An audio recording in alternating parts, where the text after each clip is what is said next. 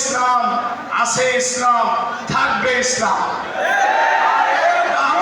বাহক হবেন বাংলাদেশ ইসলামী ছাত্র শিবির ইনশাআল্লাহ। আগামী দিনের এই স্বপ্ন বাস্তবায়নে আল্লাহ বলছেন ওয়াইদু লাহুম মাসতাতা'তুম মিন কুওয়া।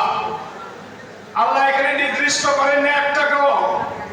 দেশকে সাজানোর লক্ষ্যে, দেশকে সমৃদ্ধ করার লক্ষ্যে আমার জ্ঞান থেকে শুরু করে, আমার দক্ষতা থেকে শুরু করে যা কিছু প্রয়োজন বাতিলের মোকাবেলা করার জন্য আমি 24 আওয়ার্স প্রস্তুত থাকবো ইনশাআল্লাহ।